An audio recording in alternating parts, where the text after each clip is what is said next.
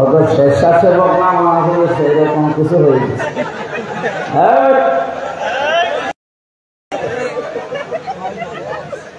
ঠিক আছে, পর্যন্ত হবে। হ্যাঁ ভাই, দেখেন না ও কি পাগল হয়ে গেছে, আপনারা তাও বসেন না, ওর হাতে কি দেখতে পাচ্ছেন? হ্যাঁ ওটা উঁচু করো, হ্যাঁ হ্যাঁ এটা উঁচু করো, ওই বড় ভয় পাচ্ছে না। আপনারা দাঁড়িয়ে আছেন কেন? পেছনে দাঁড়িয়ে আছেন, ওর পেছনে তার কষ্ট হচ্ছে না, ওখানে বসে পড়েন ভাই, এটা জান্নাতের বাগান, বসেন।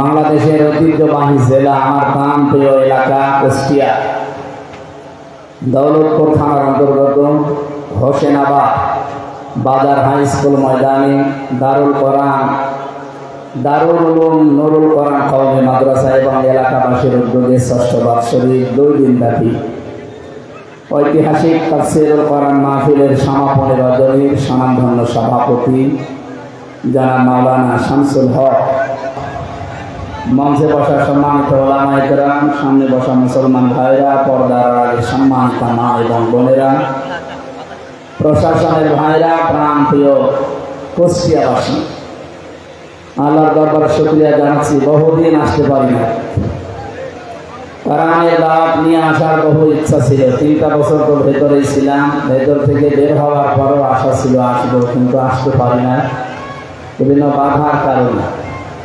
আজকে উন্মুক্ত পরিবেশ আল্লাহ আমাদের জন্য দিয়েছে, খুশি হয়ে বলেন আলহামদুলিল্লাহ। 1500 বছর আগে আয়ামে জাহিলিয়াতের একটা পাথর পৃথিবীর বুকে চাপা ছিল, যেন পৃথিবীর নাভিশ্বাস উঠেছিল। 1500 বছর পরে আমাদের উপরও একটা পাথর ছিল, এটা আয়ামে জাহিলিয়াতের পাথর, আওয়ামে জাহিলিয়াতের পাথর। শব্দ দুইটার কাছাকাছি না, আয়ামে আর আওয়াম, এটার কাজও পুরো একই।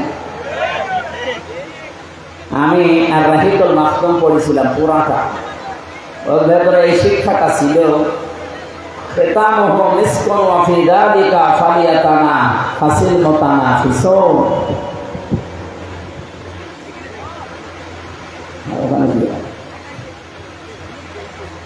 ওনারা ব্যাখ্যা করতে গিয়ে এই শব্দের খিতামুহু মিসকুন,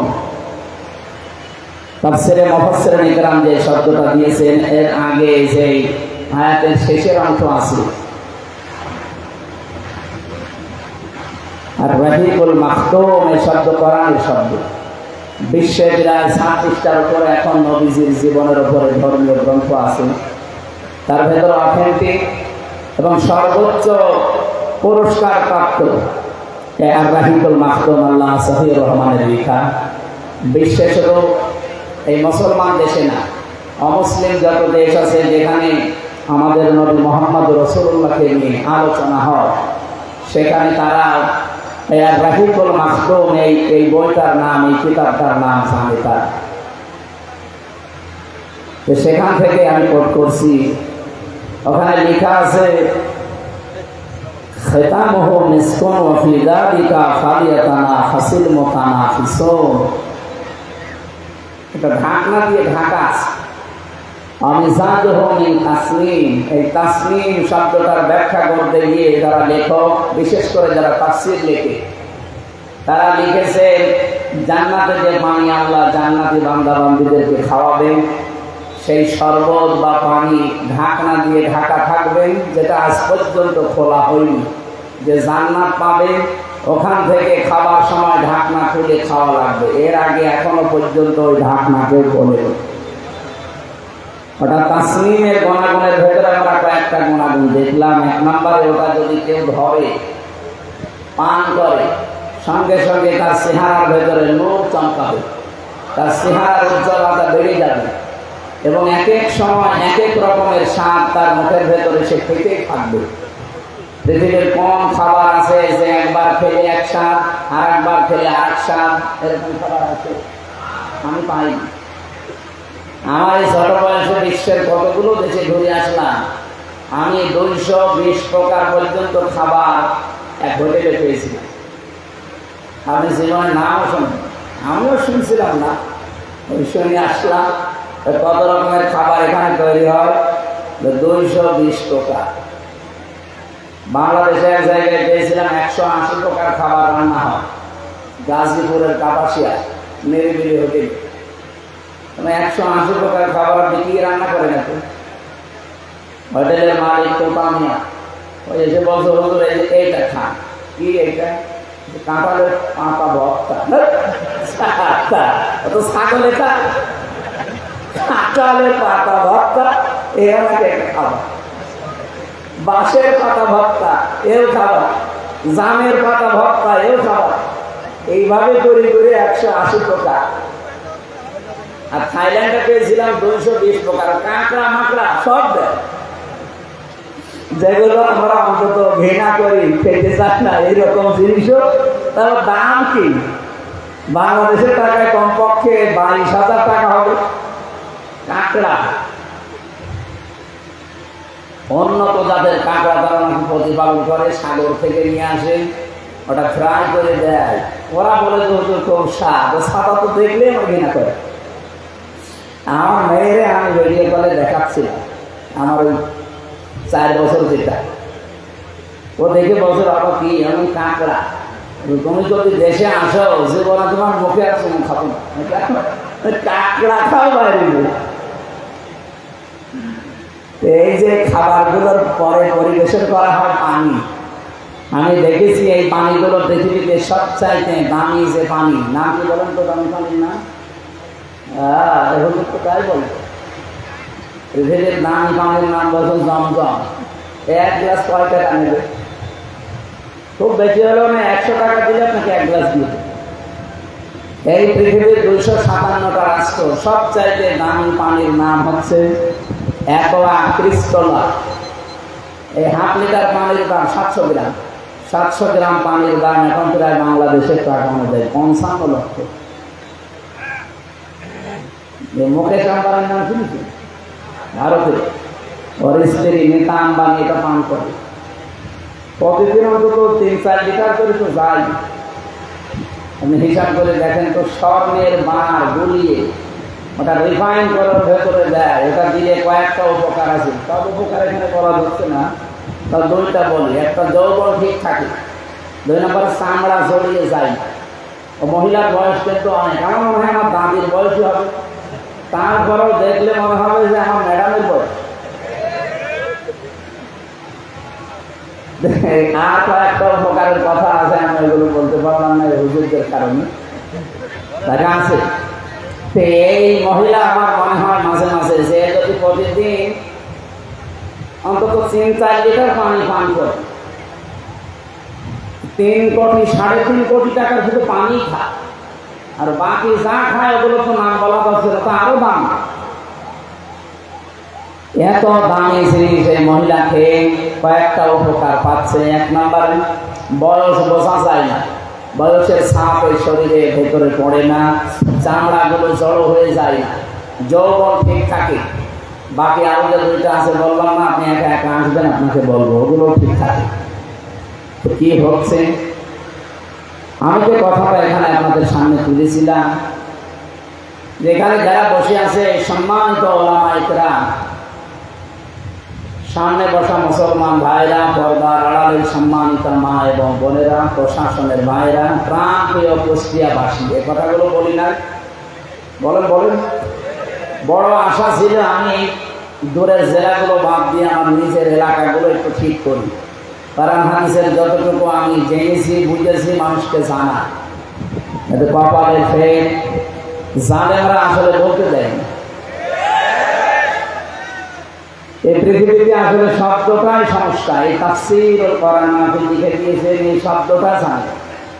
মানে দেখেন, তাফসীর যেখানে লেখা নেই, অন্য কোনো শব্দ থাকলে জালেমদের কোনো সমস্যা হয় না। যত জায়গায় আপনি পাবেন তাফসীর ও কোরআন মাহফিল, কিছু না কিছু বাধা আসবে, কিছু না কিছু ফতোয়া আসবে। অথচ কোরআন পড়ে আমি 2টা জিনিস অন্তত ক্লিয়ার হয়েছি, যে 2 জায়গায় কোনো ফতোয়াবাজি চলবে না। 2টা জায়গায় কোনো ফতোয়াবাজি চলবে না। এখানে ফতোয়া দেওয়া ঠিক নয়, দলাদলি করা, মতপার্থক্য করা, আলাদা আলাদা হয়ে যাওয়া হারাম। সে দুই জায়গার এক জায়গা হচ্ছে কোরআনের কাছে। ওয়াতাসিমু বিহাবলিল্লাহি জামিআন ওয়া লা তাফাররাকু। সূরা আলে ইমরানের 103 নম্বর আয়াতের প্রথম অংশে আছে আল্লাহ বলেন যে কোরআনের কাছে যখন আসতে বলবে তখন কোনো দলাদলি করবে না, কোনো ফতোয়াবাজি করবে না। এই জায়গায় আপনি সারা পৃথিবীতে দেখেন যেখানে কোরআনের কাছে ডাক দেওয়া হয় সেখানে ফতোয়া বেশি। এখানে যদি ওরস শরীফ দিতে, এই জায়গায় যদি ইসালে সওয়াব দিতে, এখানে যদি আপনার যে 63 দিন ব্যাপী যা হয় বাংলাদেশে বিভিন্ন নাম দিয়ে, আমি নামগুলো নিলাম না, এই নামে কিছু হলে কোনো বাধা হয় আমি দেখিনি, শুনিও। ইসালে সওয়াবে আজ পর্যন্ত বাংলাদেশে কোনো জায়গায় বাধা হয়েছে? আর ভারতে তো বাধা হয় না, কারণ ভারতে এটা নিয়েই চলে। এরপরে নওরস শরীফ হয়, খসরত শরীফ হয়, গোসল শরীফ হয়, ওরস মোবারক, ওরস শরীফ, যত রকমের শরীফ বলেন মোবারক বলেন কোনো জায়গায় বাধা হয়নি আর আমি দেখিনি, শুনিও নি। শুধু একটা জায়গায় বাধা হয়, তাফসীরুল কোরআন মাহফিল লেখা থাকলেই বাধা হয়।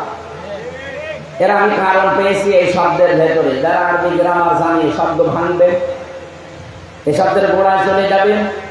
ফাসসারা ইউফাসসিরু তাফসীরান ফাহুয়া মুফাসসিরুন, এই যে বলে সাররাফা ইউসাররিফু তাসরিফান ফাহুয়া মুসাররিফু।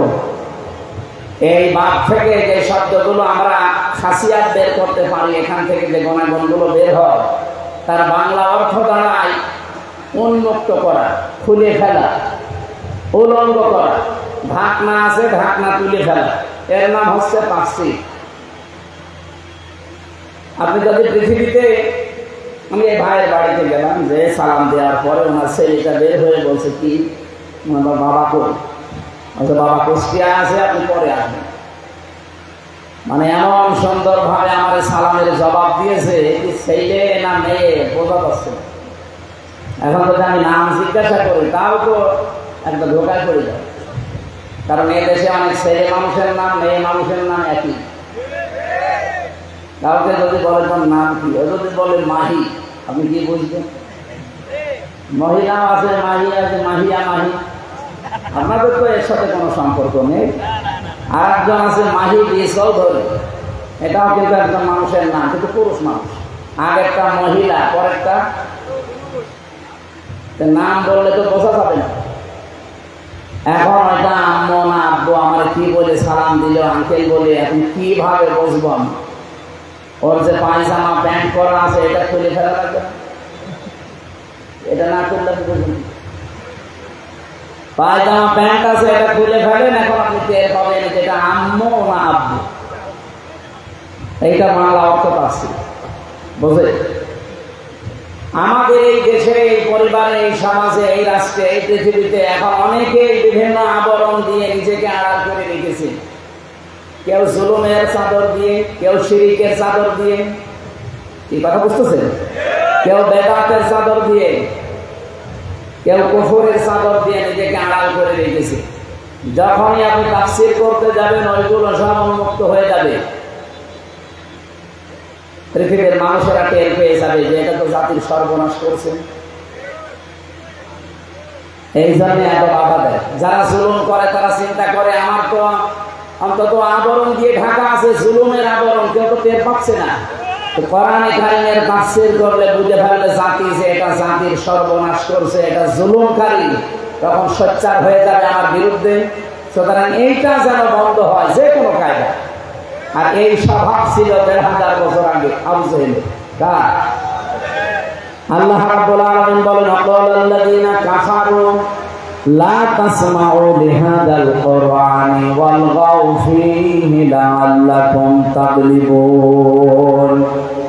সূরা হামিদ ২৬ নম্বর আয়াতে আল্লাহ জানিয়েছেন কাফেরেরা এই ফতোয়া দিয়েছিল। আপনি শব্দের দিকে খেয়াল করেন, আল্লাযীনা কাফারু, যারা কাফের তারা এই কথা বলেছিল, লা তাসমাউ লিহাদাল কুরআন, যা করবা পৃথিবীতে করো উন্মুক্ত তোমাদের জন্য, কিন্তু এই কোরআন শুনতে যেও না। মুহাম্মদ যেটা কোরআন দিয়ে বোঝাতে চায় এটা শোনা যাবে না, এটা শুনতেও দেওয়া যাবে না। প্রশ্ন আসতে পারে শোনা যাবে না, শুনতে দেওয়া যাবে না, এসব তো কোথায়? এটা অল্প শুধু শোনা যাবে না এতটুকু না, কেউ যদি শোনার ব্যবস্থা করে হোসেনাবাদ, এটা কি করে বন্ধ করা যায় সেই ব্যবস্থা করা লাগবে। আর আমার মনে হয় আগস্টের 5 তারিখের আগে হলে এটাও বন্ধ হয়ে যেত। কিভাবে বন্ধ করবেন? হয় ধরে তো বলা যান, এলাকার পরিবেশ নষ্ট করে দেন, ভীতিপূর্ণ অবস্থা তৈরি করেন, 144 ধারা জারি করে দেন, অথবা এমন কিছু শর্ত দেন যেন কোরআনের মাহফিলের আয়োজন না করে। 14 রকমের শর্ত এর জন্য আমরা দেখেছিলাম যে অমুক হুজুর আসলে হবে না, অমুক আলেম নিয়ে আসলে হবে না, এই কথা বলা যাবে না, এই কথা বলা যাবে না। এমনকি আমরা এখনো অনেককে এই কথা বলতে শুনছি যে কোনো আলেম, কোনো ইমাম, কোনো মাওলানা এই দেশে কারো পক্ষে ভোটও চাইতে পারবে না। আমার মনে হচ্ছে যে উনি মনে হয় মালয়েশিয়া থেকে ডিগ্রি নিয়ে এসেছে। মুফাসসিরে কোরআন, মুজাদ্দিদে জামান, ভারতের কামান, বিশাল আলেম না, স্বামী স্ত্রী দুজন কি ফতোয়া দিচ্ছে দেখেছি। আমি আজকে ওপেন চ্যালেঞ্জ দেখছি কুষ্টিয়ার বুকে, এটা রেকর্ড হচ্ছে সারা বাংলাদেশে 56,000 বর্গ মাইল। আমি যেখানে যাব, কোরআনের পক্ষে যারা আছে, একামতে দ্বীনের পক্ষে যারা, এদেশে আল্লাহর আইন যাদের দ্বারা কায়েম হওয়ার সম্ভাবনা আছে, তাদের পক্ষে আমি রায় যাব, সিদ্ধান্ত যাব, ভোট যাব। কেউ নিষেধ করলে আমরা নিষেধ করেন। আমার মায়ের দুধ খেয়েছি, আমি দেখবো, আসেন আমার সঙ্গে, আসেন আজকে মায়ের কেড়ে নিন তো, মায়ের কাছে ছেড়ে দিলাম, কেড়ে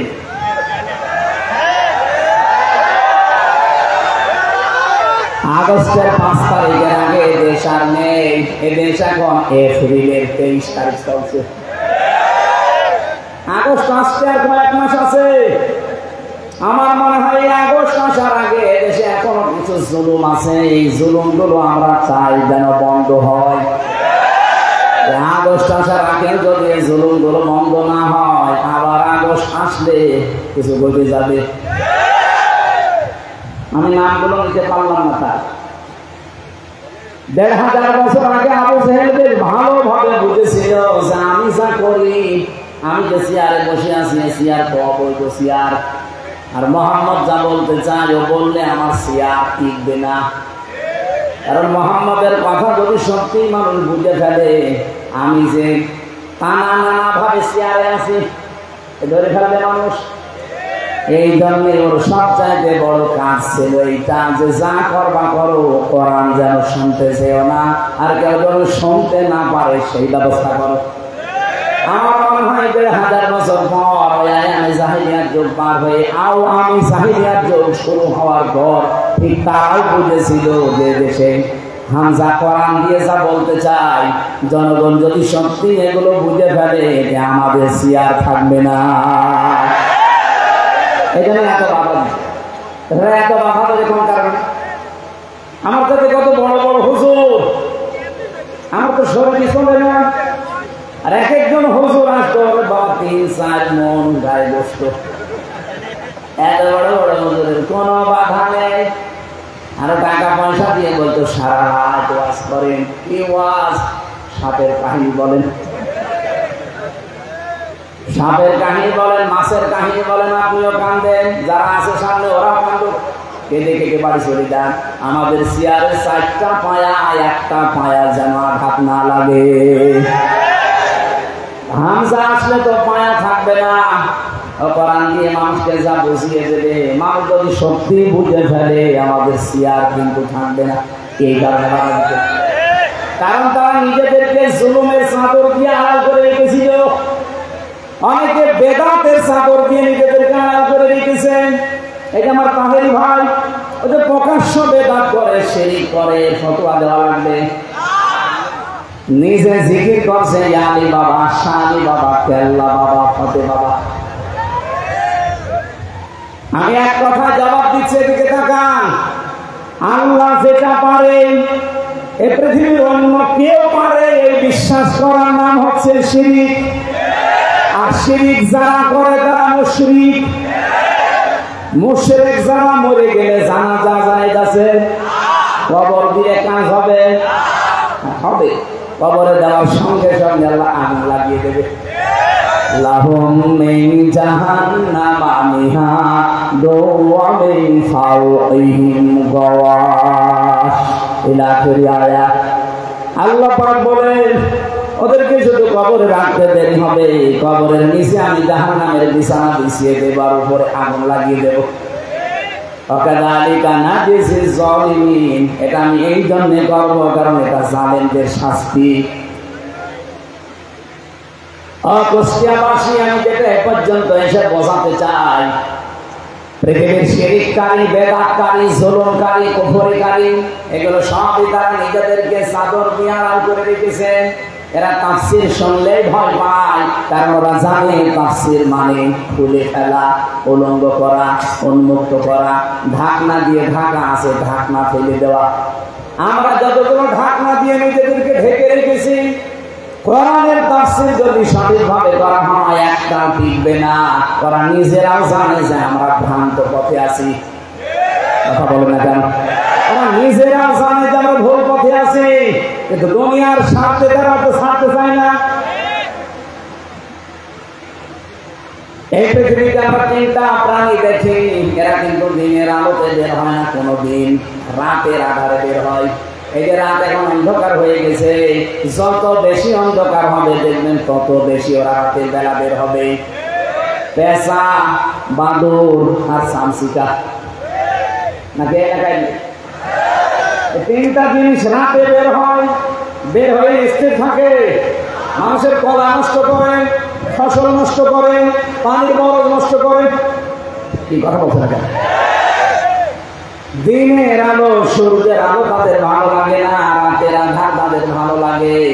এখানে নামও দেখেন ডিজিটাল নাম, পেঁচা, বাদুর, শামসিকা। আমার মনে হচ্ছে ওর চেহারা এরকমই। কি কথা বলুন? যাদের নাম বললাম এটি একবার দেখলে আরেকবার দেখতে মন চাবে। কি বুঝলেন এখান থেকে? দিনের আলো, সূর্যের আলো এদের ভালো লাগে না, রাতের আধার বেছে নিয়েছে ভালো লাগে এদের। এই কারণে এদের নাম ওইরকম। এই পৃথিবীতে যারা কোরআনের আলো, দিনের আলো, ইসলামের আলো যাদের সহ্য হয় না, ভালো লাগে না, এরা কিন্তু অন্ধকারের পথগুলো, বিশেষ করে জুলুমের, কুফরির, শিরকির, বেদাতের অন্ধকারের পথ বেছে নেয়। বেছে নিয়ে তো স্থির থাকে না, এই পথগুলো বিভিন্ন কায়দায় মানুষকে ক্ষতি করে। শিরক দিয়ে মানুষের ঈমানগুলো ধ্বংস করে দেয়, বেদাতগুলো দিয়ে আমার আল্লাহর রোশানলে মানুষকে ফেলিয়ে দেয়, কুফরি দিয়ে মানুষের ঈমানটা নষ্ট করে ফেলে। সবচাইতে বড় বিষয় জুলুম। এই জুলুম করলে মানুষ আর হামজার টার্গেট থাকে না, জুলুম করলে সরাসরি মানুষ আল্লাহর মামলার আসামি হয়ে যায়। এখানে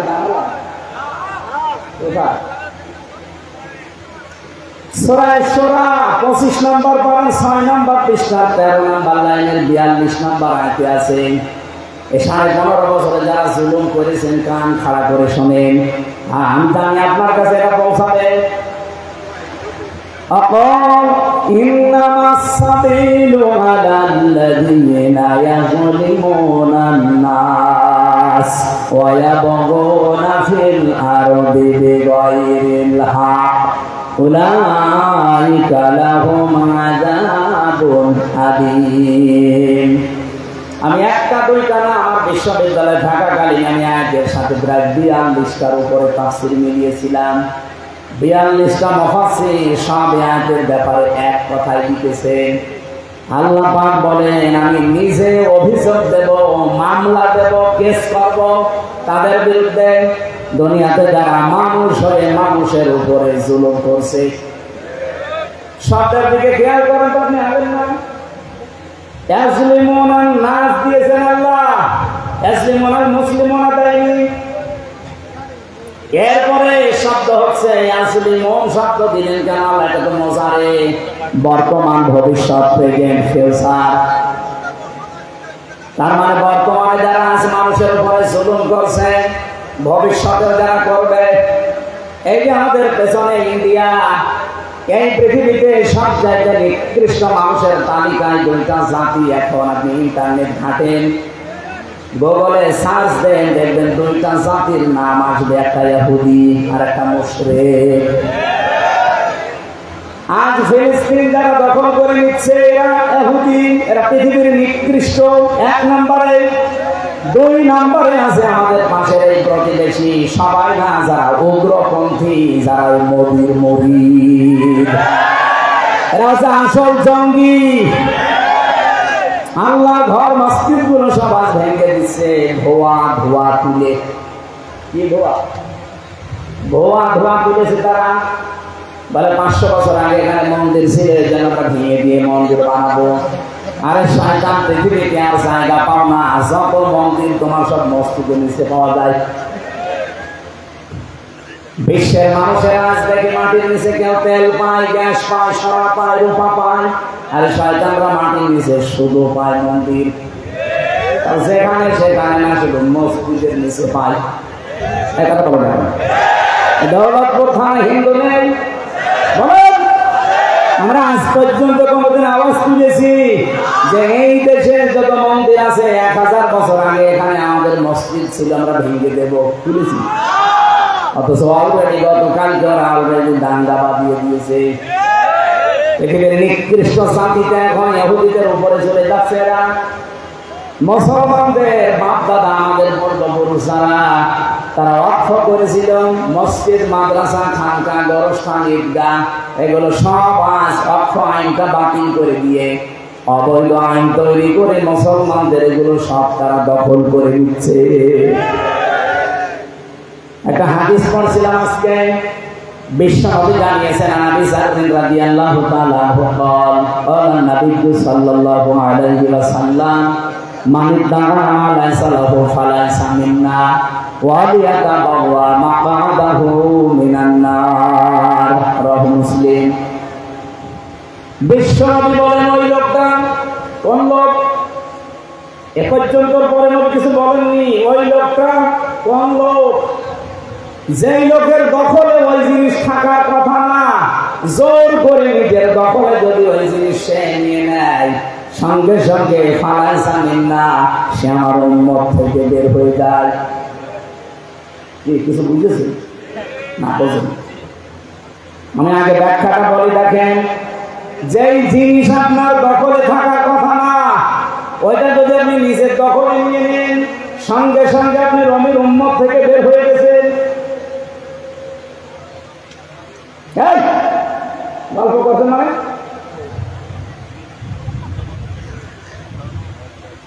এদিকে তাকান, এই খুব গুরুত্বপূর্ণ বিষয়টা। 2 নম্বরের শাস্তি হচ্ছে সে যেন জাহান্নামে নিজের স্থান বরাদ্দ করে নিল। আমি কি হাদিস বানালাম? ব্যাখ্যা কি হবে? এখানে আমি টেকাই 2টা বিষয় পেয়েছি। যে জিনিস আপনার দখলে ছিল, আগে আপনার মালিকানা ছিল, কেউ কেড়ে নিয়েছিল, কেউ দখল করেছিল, সেটা যদি আপনি আবার ফেরত পান, তাহলে এই হাদিসের যে শাস্তি, তার আওতায় আপনি থাকবেন না। আমার মনে হয় খুব কঠিন হয়ে যাচ্ছে, কথা বুঝতেছেন? যে জিনিস আপনার ছিল, আপনার আন্ডারে ছিল, কেউ কেড়ে নিয়েছিল, কেউ জবরদস্তি করে দখলে রেখেছিল, এখন যদি ওই আপনি আবার ফেরত পান, আপনি দখলবাজ না, দখলদার না, আপনার নিজের জিনিস আপনি নিজে ফেরত পেয়েছেন। আপনি হাদিসের যে প্রথম শাস্তি ফালাইসা মিন্না, সে নবীর উম্মত না, এটার ভেতরে আপনি পড়বেন না। আমি একটা বলছি উদাহরণ, বাংলাদেশে যে ইসলামী ব্যাংক যাদের ছিল তারা এখন ফেরত পেয়েছে, জবাব দেওয়া লাগবে আপনাকে। আমি যদি বানিয়ে বলি, কিছু ভুল বলি, আপনি ধরিয়ে দেন না, জোর করবেন না, একেবারে লাইন মতো এসে বলেন, ইসলামী ব্যাংক যাদের ছিল তারা ফেরত পেয়েছে, এতদিন যারা কাছে ছিল ওরা দখল করেছিল। হ্যাঁ, কথা বলেন না কেন? তাহলে যার জিনিস সে ফেরত যদি পায়, সে যদি নিয়ে নেয়, তাহলে হাদিসের প্রথম যে ব্যাখ্যা ফালাইসা মিন্না, আপনি নবীর উম্মত না, এই আওতায় আপনি নেই, এই শাস্তি থেকে আপনি বের হয়ে গেলেন। কিন্তু যেটা আপনার শর্তে না, আপনি যদি জোর করে নিজের দখলে নিয়ে নেন, এই আগস্টের 5 তারিখের পরে আমরা বহু মানুষের চরিত্রে এটা দেখলাম, যেটা যার নাম বাবা শাহজালাল সব হালাল করল। দৌলতপুর মনে হয় শুরু হয়নি, বলছে না শুরু হয় না, শুরু হয় না।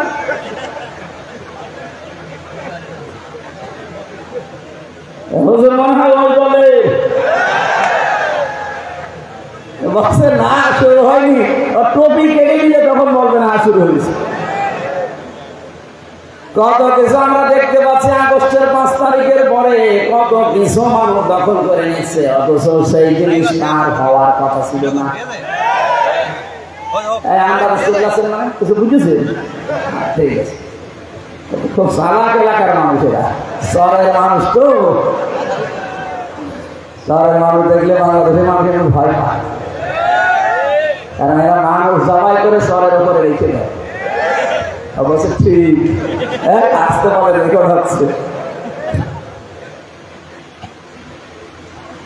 আমি আবার রিপিট করছি কারণ এটা খুব দরকার। যেই জিনিস আপনার না যদি জোর করে জবরদস্তি করে দখল করে কায়দা করে যে কোনো ভাবে নিজে আয়ত্তে নিয়ে নেন, ওটা ফেরত দেওয়া লাগবে। ওটা যদি কেউ ফেরত না দিয়ে নিজের কাছে রেখে দেন, ওই অবস্থায় যদি মারা যান আপনি নবীর উম্মত না। আর নবীর উম্মত যদি হয়ে না মরে, ওর জন্য জানাজা জায়েজ আছে, কবরে দেওয়া। মানে কে মরে যাচ্ছে আমরা কেন জবাই করবো, কেন তার জানাজা দেবো, কবরে দেবো বলে? আজকে কুষ্টিয়ার একজন মারা গেছে, আমি নাম নিলাম না, মানে বহু কিছু 15.5 বছরে দখল করেছিল। এখন অনেকেই তার দখলকৃত জিনিস এই 8.5 মাস 9 মাসের ভেতরে তারাও বাবা শাহজালাল সব হালাল বলে আবার নিয়ে নিয়েছে। আমার মনে হয় এই ঝামেলায় পড়েছে, এই কারণে স্টক করে আজকে পতন তুলেছে।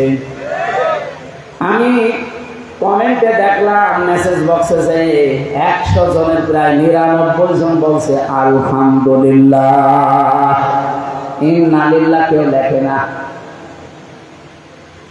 সে যাই হোক, আপনাদের নাম শোনার দরকার নেই, ফেরেশতারা জানলে আমি জানলে হবে। এরকম জীবন যারা সামনে কেউ গঠন না করে, তা তো সে একটা পাপি নেতা ছিল। আরে পাপি যার পেছনে থাকতো সে যদি মরে যায়, আমার মনে হয় যে হিন্দুরা বলবে আলহামদুলিল্লাহ। এই জন্য তো তাড়াতাড়ি যেন তাদের মরণ না হয়, কারণ এখনই আলহামদুলিল্লাহ শুনতে আমরা রাজি না। রিমান্ডে আমার 10 দিনের ভেতরে 8 দিন আমাকে একটা প্রশ্ন করেছিল, সে লোকটা এখন জেলে আছে। তৌফিক এলাহি না জানানোর উপদেশ ছিল। আর একজন ছিল ইমাম সিরাজগঞ্জে।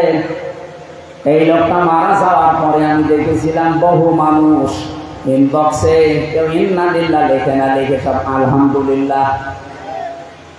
আমি তো মোবাইলও চালাই না ওইভাবে, আমি বুঝিও না ভালো। আমার শালাটা চালাইতো, ও শালা তো শালাই, ও লিখেছে আলহামদুলিল্লাহ। যেহেতু নামে আমার চলছে মুফতি আমির হামজা কুষ্টিয়া, ওই শয়তান ওইটা লিখেছে। রিমান্ডে আমরা বলছে কেন আলহামদুলিল্লাহ লিখলেন?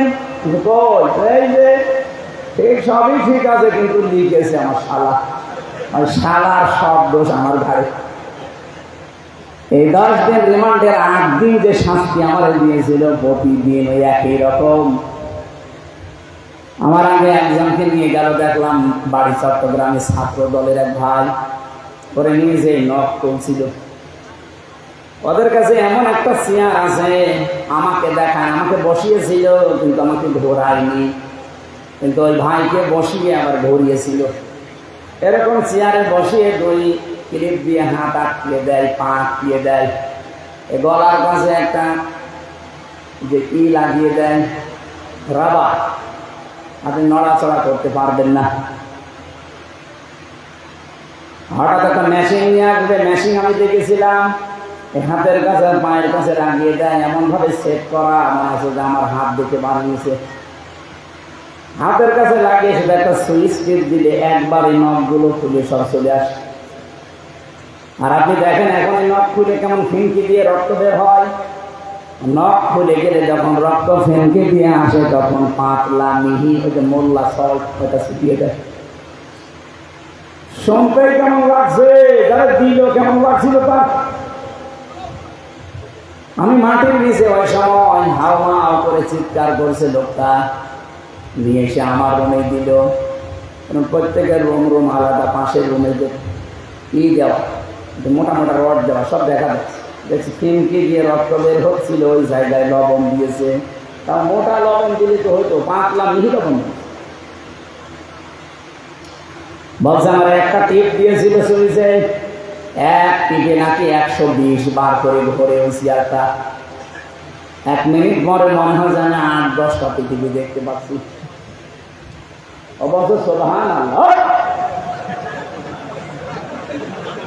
দৌলতপুরের মানুষ তো দৌলতপুরের মতো। বলেন তো যে একটু হালকা বর্ণনা বললো তো আমার উপরে হয়নি, আমার সাথে ছিল তার উপরে একজন আলেম, আমার সাথে ছিল মুফতি ফখরুল ইসলাম। লোকটা শেষে এসে আমি 3 বছরের ভেতরে তার 1 বছর পেয়েছিলাম একসাথে।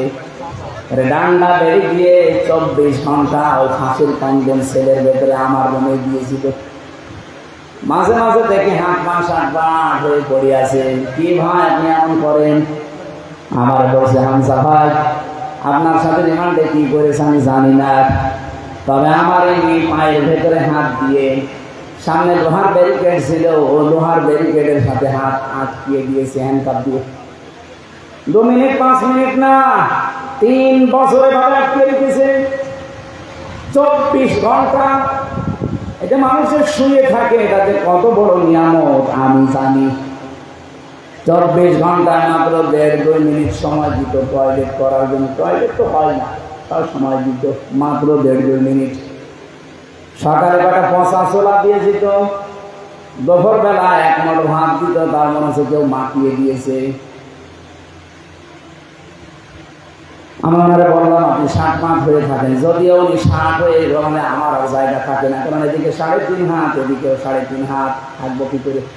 উনি যদি 60 মাস হয়ে 5 হাত পা ছেড়ে দেয়, আমি থাকবো কোথায়? আবার সামনে টয়লেট দেওয়া, টয়লেটের আবার দরজা নেই, শুধু 1-1.5 হাত মতো একটা দরজা দেওয়াল দেওয়া আছে। বসলে দেখা যায় না, দাঁড়ালে দেখা যায়। তাও তো ভেতরে অবস্থা। আর ওদের কাছে যখন রিমান্ডে মাটি দিয়েছে, ওই জায়গায় এমন কঠিন টয়লেট আছে, কিন্তু টয়লেটের দরজা আবার খোলা রাখা লাগে। 1-1.5 হাত খালি দেওয়াল দেওয়া। এটা যুবক মানুষ আমরা, বলেন তো এরকম একটা মানুষের সামনে যদি ওইভাবে টয়লেট পোষাবো তো আসবে না। আলেমদের সাথে এই ব্যবহার করতে আমি নিজে সাক্ষী, নিজে দেখেছি। আর এখনকার এই শয়তানগুলোকে কোর্টে তোলার সময় ওদের আচরণ দেখেছেন, বলছে আবার সুযোগ পেলে সবাইকে দেখে নেব। ওই জায়গায় দাঁত মুখ খুলে ফেলা। আলেমদের মাথায় দড়ি দিয়ে, ডান্ডা বেড়ি দিয়ে, বুকের ওপরে সে কি লাগাতো না, এটা কি জানো আছে, বুলেট প্রুফ জ্যাকেট, মাথার ওপরে টুপি দিয়ে, মনে হচ্ছে যে কি নিয়ে যাচ্ছে, অথচ কিছুই না। আবার হাত আমার বাঁধতো পেছনে, মাথায় দড়ি দিয়ে যখন কোর্টের সামনে দিয়ে নিত, আমার মনে হচ্ছে যে গরু ছাগলকে নিয়ে যাচ্ছে। ওই শয়তানগুলো সব কোর্টের বারান্দায় টিপ্পনি কাটতো, আমার দেখে, মামুনুল হককে দেখে, সাখাওয়াত হোসেন রাশিদে দেখে, বলতে এই দেখে জঙ্গি যাচ্ছে। এখন আপনারা তো ওইভাবে যাচ্ছেন, এখন আমরা বলি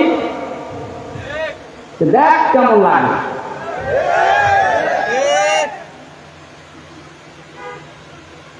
মানুষের যারা মানুষের উপরে জুলুম করে, আল্লাহর কসমে আয়াতের ফতোয়া হচ্ছে আল্লাহ নিজে তাদের বিরুদ্ধে মামলা দায়ের করবে। সুতরাং এই 15.5 বছরে যারা মানুষের উপরে জুলুম করেছে, আপনি কিন্তু হামজার টার্গেট না, আল্লাহর টার্গেট। আমি যদি মামলা নাও দেই, আল্লাহ নিজে আপনার বিরুদ্ধে মামলা দেবে। বাংলাদেশে বহু মানুষ আমি দেখতে পাচ্ছি, তারা আল্লাহর মামলার আসামি। আর 2 নম্বরে কি ছিল?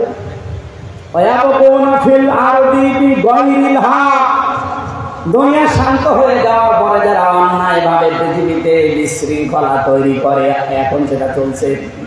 গতকালকে একটা আন্দাজে মিছিল বের করেছি, পুলিশ পিটিয়েছে। আমি দেখলাম একজনকে চলাচ্ছে, দেখেন ভিডিওটা, কি চলাচ্ছে, ওইভাবে চলানো দরকার। এতদিন কোথায় ছিলি? 15.5 বছর তোর কোনো খোঁজ ছিল না।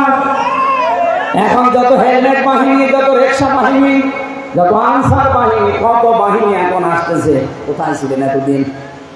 দেশটা একটু শান্ত হতে দেন না কেন? 8.5 মাসের ভেতরে 26টা ইস্যু তৈরি করেছে ওখানে বসে বসে, একটা ইস্যুতেও কাজ দেয় না। আমি যে আয়াত পড়ে এটা ব্যাখ্যা করতে চেয়েছিলাম, কোরআনে কারীমের তাফসীর সঠিকভাবে করলে যারা নিজেদেরকে আবরণ দিয়ে ঢেকে রেখেছেন, আল্লাহর কসম তারা বুঝে ফেলে যে হামজা যেটা জনগণকে বোঝাতে চায়, মানুষ যদি বুঝে ফেলে তে আমার অবৈধ ক্ষমতা থাকবে না। এটা বুঝে ফেলেছিল 1500 বছর আগে কে? আরো জোরে বলেন। আর এই যে 1500 বছর পরে এখন যারা বুঝে ফেলে, এরাও আবু জেহেলের আত্মীয় স্বজন। সুতরাং আমরা কোরআনে কারীম যেটা শুনতে আসলাম আজকে, এটা কোনো গোপন বিষয় নেই। বহু আলেম ওলামা, বহু ইমাম খতিব আমরা দেখি আয়াত পড়ে ঠিক, কিন্তু গোপন করে দেয়। সেদিন আমি এই যে ব্রাহ্মণবাড়িয়া একটা মাহফিলে ছিলাম, এই মাইকের আওয়াজ শোনা যাচ্ছিল সর্বোচ্চ 1.5 কিলোমিটার দূরে। আমার ওই তাহেরি ভাই ওয়াজ করছে, আমি মাঝে মাঝে আলোচনা বন্ধ করে দিয়ে একটু শুনছিলাম, দেখি ভাই আমার কি বলে। উনি আয়াত বলল ঠিক, কুল হুয়াল্লাহু আহাদ। হে নবী আপনি বলেন আল্লাহ এক। হে নবী কোন নবী? হে নবী ফাতেমার বাবা। এ ফাতেমা কোন ফাতেমা? এ হাসান হোসাইনের মা। এ হাসান হোসাইনকে জানেন আপনারা? কারবালার শহীদ হয়েছিল হুসাইন। আমি আপনাদেরকে হুসাইনের জীবন কাহিনী শোনাবো। আর তাফসীর হচ্ছে এরকম কারবালার কাহিনী যদি 2.5 ঘন্টা না 5.5 ঘন্টা আমি বলি, কার গায়ে লাগবে না? কিন্তু কারবালার যে 27টা শিক্ষা আছে, 27টা বলা লাগবে না, 7টা বললেই জালেমরা মাহফিল বন্ধ করে দেবে। ও তো একটা শিক্ষা বলবে না, শুধু চোখে পানি না আসলে আন্দাজে কান্নার ভান করে এমন ভাবে কান দেবে মনে হচ্ছে বিশাল তাফসীর হচ্ছে। অথচ কুল হুয়াল্লাহু আহাদ দিয়ে আল্লাহ তার একাত্মবাদের ঘোষণা দিয়েছে, তার ধারে কাছে নেই। আরো কি করে শিরিক করা যায়, সেই শিরিক গুলো যে ইয়ালি বাবা, শালি বাবা, কেল্লা বাবা, ফতে বাবা, এগুলো শিরিক না? কারণ আল্লাহর সাথে অন্য কাউকে জোর করে যদি কেউ ডাকে, ওটা হচ্ছে শিরিক। এই আয়াত হচ্ছে সূরা আরাফের 181 নম্বর আয়াতে আছে। আল্লাহ রাব্বুল আলামিন বলেন, আমি আল্লাহর সাথে অন্য কাউকে জুড়ে দিবা না।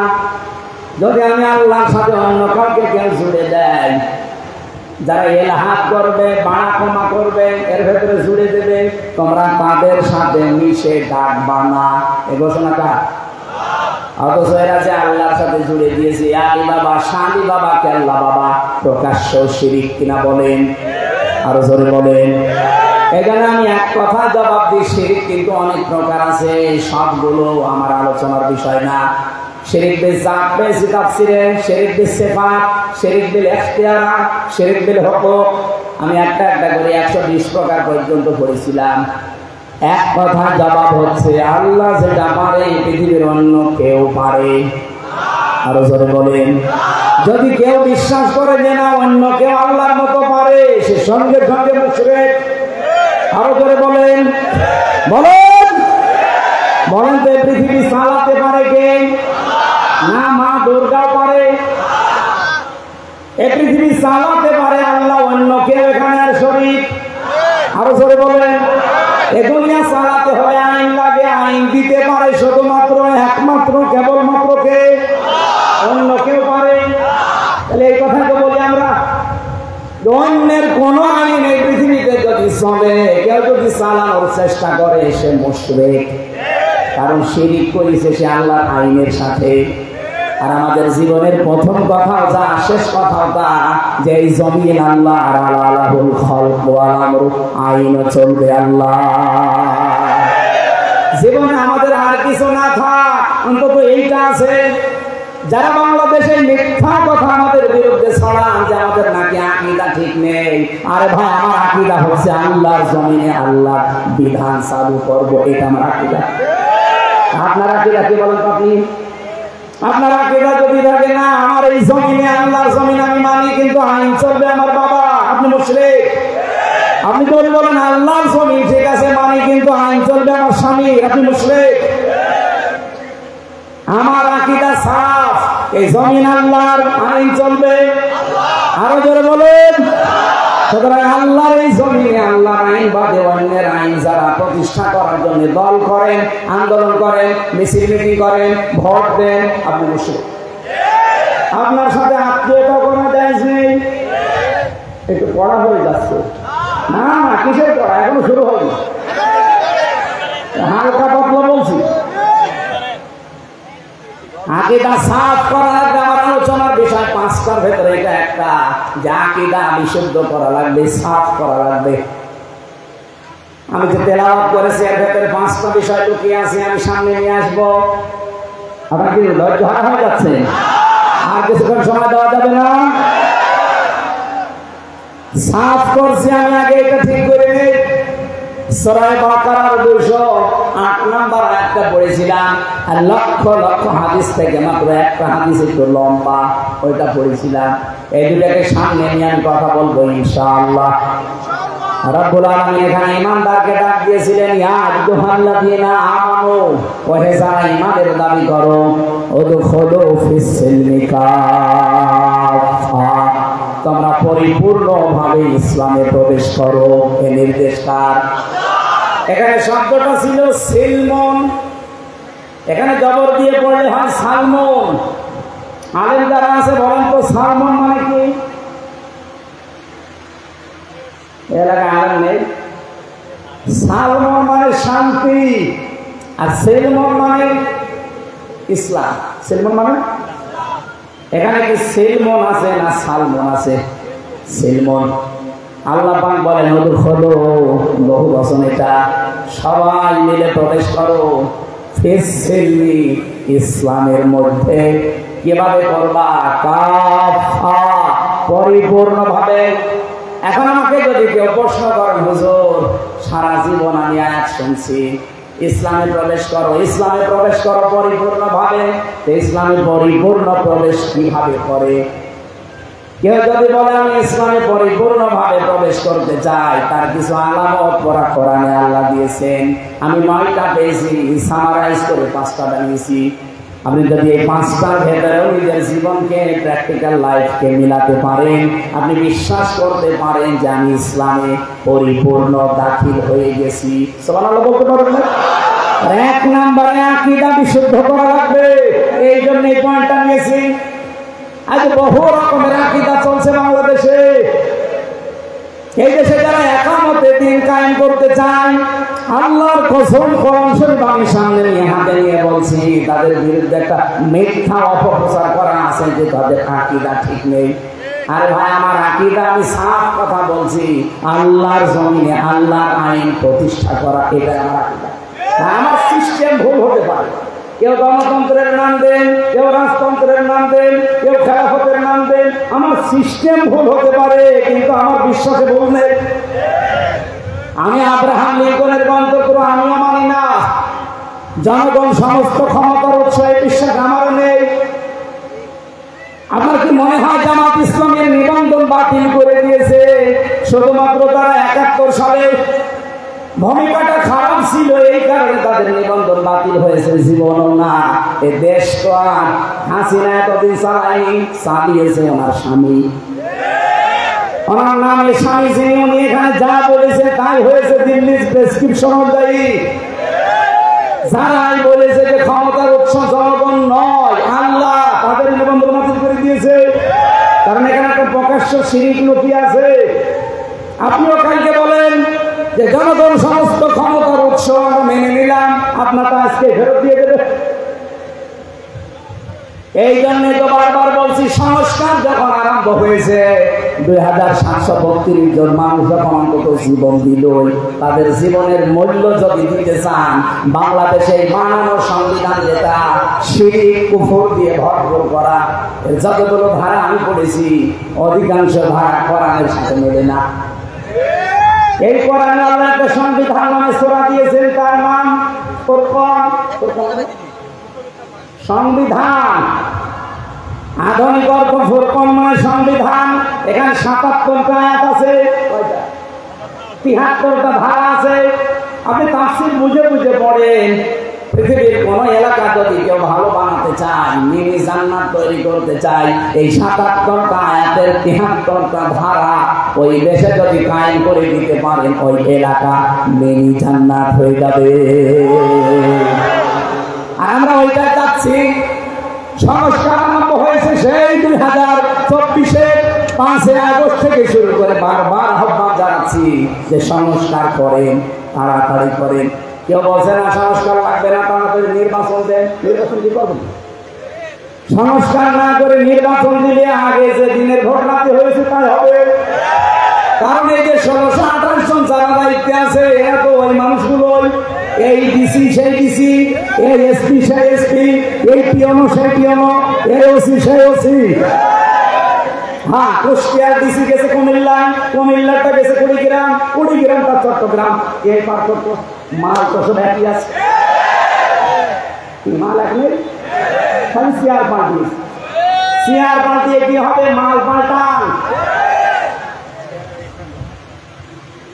খালি জিনিসপত্র গুলো পাল্টিয়ে যারা এতদিন কি বৈষম্যের শিকার ছিল 15.5 বছর, তাদেরকে নিয়ে এসে বসান। কালকে নির্বাচন আমরা মেনে নিচ্ছে, কোনো অসুবিধা নেই।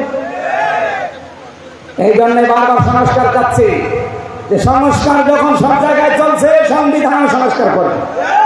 এখানের ধারাগুলো ডক্টর কামালের লিখা, একটা নাস্তিক ওর লিখা সংবিধান বাতিল করে দিয়ে কোরআনের সংবিধান। এখানে 92 জন মুসলমান, 100 জনের আমরা বাস করি। আমরা কোরআনের এই ৭৩টা ধারার সংবিধান চাই না। আরো জোরে বলেন চাই না। কারা কারা চান কোরআনের সংবিধান? দেখি।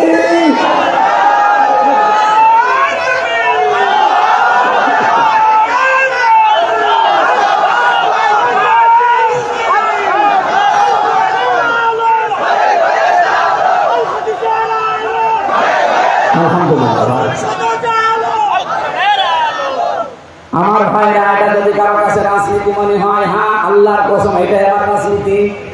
এটা যদি কারো কাছে ধর্ম ব্যবসা মনে হয়, আল্লাহর কসম এটাই আমার ধর্ম ব্যবসা। এই আমার মরণের আগ পর্যন্ত আপনি সরাতে পারবেন না। আমি যে বিশ্বাসে নিয়েছি, আমার আকীদার ভেতরে এক চুল ভেজাল নেই। আমার আকীদা এইটা যে জমিন আল্লাহর আইন। এই আকীদা নেই আপনাদের? আপনার কি? আমি যেটা বললাম আকীদা আপনার আছে? যার নেই সে মুশরিক। কারণ আল্লাহ যেটা পারে ওইটা অন্য কেউ। এই জমিন আল্লাহ বানিয়েছে, আইনও কিনে দেবেন। এর দলিল আছে সূরা আলে ইমরান 4 নম্বর পারা 9 নম্বর পৃষ্ঠা 3 নম্বর লাইনের 154 নম্বর আয়াতের মাঝে বসে কোন হুকুম নিয়ে একজন নিয়ে এসে তাফসীর নিয়ে ইয়াকুলুনা হাল্লানা মিনাল আমরি মিন শাইইন ওয়ালিনাল আমরা কুল্লাহু লিল্লাহ। কারো ফতোয়া লাগবে না। জমিনে যদি কেউ প্রশ্ন করে যে আইন বানাতে পারি, আপনি বলেন না, আইন বানানোর ক্ষমতা কার? এই কথাগুলো বাংলায় বলতে গেলে আপনার কাছে রাগ হয়। আর এই আয়াত দিয়ে যে মাগরিবের নামাজ পড়ালাম, হ্যাঁ এই আয়াত দিয়ে মাগরিবের নামাজ পড়ালাম, কিছুই বলে না। যখন বাংলা বলছি না, আর দিতে আমার মনে হয় আপনার এই আয়াত না পড়ে যদি গালি দিতাম, আপনি বলতেন হুজুর মনে হয় দোয়া করছেন। না ভাই, পাগলামি করলে আর হবে না, সময় চলে যাচ্ছে। সংস্কার আরম্ভ হয়েছে, বারবার দাবি জানাচ্ছি। এখনো চোর মুক্ত হয়নি এই দেশ, এখনো ডাকাত মুক্ত হয়নি, এখনো আন্তর্জাতিক ষড়যন্ত্রের মোকাবেলা আমরা করতে পারছি না। পারবো? এইটা ৭৩টা ধারা আপনি সংবিধানে সংশোধন করে দিন। দেখেন কালকে এই দেশ আল্লাহ নিজে রক্ষা করবে। আফগানিস্তান রক্ষা করছে না? কত বড় বড় পরাশক্তি সব বানিয়েছে। সবাই এখন পৃথিবীতে তাদেরকে আদর্শ মডেল মনে করছে, ধর্ণা দিচ্ছে। তারা সংবিধান বানিয়েছে কি দিয়ে? ৫৬,০০০ বর্গ মাইল। এটা দিয়ে বানিয়ে দেন, রাজনীতির গন্ধ না খুঁজে এই কাজ করে। আল্লাহর কসম বাংলাদেশ মিনি জান্নাত হবে। কারণ এদেশের সব আছে। বাইরের দেশগুলোতে যে দেখলাম ওরা খালি 2টা কাজ করে, এখানে তারা দাঁড়িয়ে যায়। মালয়েশিয়া 2004 সাল থেকে দাঁড়িয়ে গেছে। ওদের একটা কাজ আছে, প্রথমে তারা পরিষ্কার পরিচ্ছন্ন খুব, 2 নম্বরে তারা খাদ্যে ভেজাল দেবে না, দুর্নীতি করবে না। যদি দেখে যে কোনো খাবারে ভেজাল দেওয়া আছে, ফরমালিন দেওয়া আছে, ঔষধ দিয়েছে, বিষ দেওয়া আছে, যদি ধরা পড়ে কোনো বিচার নেই, সঙ্গে সঙ্গে মেরে ফেলবে। এটা আজকে বাংলাদেশে 10টা করে দেখেন, খাদ্যে ভেজাল দেওয়া ওর জীবনও সহজ হবে না। আর খাদ্যে যদি ভেজাল না দেন, শরীরের ভেতরে ভেজাল খাদ্য ঢুকবে না, আপনার শরীর থাকবে নিরাপদ, রোগ থেকে আপনি মুক্ত থাকবেন। আমাদের দেশের রোগ সবগুলো বেশি হওয়ার পেছনে খাদ্য ভেজাল আর এই যে জাতগুলো, এই যে বাতাসের ভেতরে যেগুলো উড়ে বেড়ায়। অথচ মালয়েশিয়া বাংলাদেশের চাইতে প্রায় 5 ডবল বড়। এত বড় বিশাল দেশে মাত্র 9 দিনে এলাকা সব ঘুরে আসলাম। সিঙ্গাপুর খুব বড় না, এটা বাংলাদেশের একটা জেলার অর্ধেক, এই কুষ্টিয়া জেলার অর্ধেক হবে সিঙ্গাপুর, 44 কিলো এদিকে। আমার মনে হয় কুষ্টিয়ারের মাথা থেকেও মাথা প্রায় 70-80 কিলো হবে না? এই দৌলতপুরের একেবারে টেকানা থেকে শুরু করে ওই খুকসা একেবারে শেষ, ওই জানিপুর পর্যন্ত আপনি হিসাব করে দেখেন, পুরাটা 60-70 কিলো হয়ে যাবে। সেই হিসাবে সিঙ্গাপুর মাত্র 44 কিলোমিটার এদিক ওদিক মিলে। অথচ বিশ্বের 257টা রাষ্ট্রে তাদের দাপট কি? দুর্নীতি মুক্ত যদি আমরা হতে পারতাম, আর ওই মানুষগুলোকে যদি সামনে এখন বসাতে পারতাম, কিচ্ছু লাগবে না। এই দেশে শুধু পাচার হওয়া টাকাগুলো নিয়ে এসেছেন, আর মাওলানা মতিয়ার রহমান নিজামের মতো মন্ত্রী তৈরি করেন, মন্ত্রিত্ব চালিয়ে 26 টাকা ফেরত দেবেন। পৃথিবীর ইতিহাস পাল্টিয়ে দিয়েছে। দুর্নীতি মুক্ত মন্ত্রী এই দেশে ছিল না, ছিল না। অনবীক্ষণ যন্ত্র দিয়ে 1 টাকা দুর্নীতি পায়নি। আর এমন মন্ত্রী 620 টাকা কত 620 টাকা পালিয়েছে। সেদিন গিয়েছিলাম, সেটা দেখি থাইল্যান্ডে, থাইল্যান্ডে পড়ে আছে। ওপর থেকে নামসি হোটেল থেকে নেমে দেখি বসে আছে, চা খাচ্ছে। কি বছর হুজুর আমি আগেই পানি, আগে পালাবেন কেন? আপনি পালাবেন কেন? আপনার 620টা বাড়ি, আপনি এই 9 মাস থাকলে আরো 500 বাড়ি বানিয়ে ফেলতেন। একটা মানুষের বাড়ি লাগে কত বলেন তো? না, তাও ভূমি মন্ত্রী না। ও যদি হানিফ সাহেবের পর্যায়ে থাকতো তাহলে অন্তত 1000 বাড়ি বানালে নিয়ে নিতাম। হানিফ সাহেব বাংলাদেশের এই পর্যায়ে 3 নম্বর পর্যায়ে ছিল, কালা কাপড় পরে, তার মাত্র কয়টা? 3টা বাড়ি, ঢাকা একটা, শ্বশুর বাড়ি তো নিজের বাড়ি না, খোল না, ওটা বাদ দিলাম, কুষ্টিয়া একটা, ভেড়ামারা। এত বড় নেতার মাত্র 3টা বাড়ি, বাকিটা টাকা পয়সা কিছুই নেই। তার এক চাচাতো ভাই, আমি নাম নিলাম না, তার শুনছি নাকি 1000 কোটি টাকা শুধু তার স্ত্রীর আছে, তার চাচাতো ভাইয়ের এক স্ত্রী।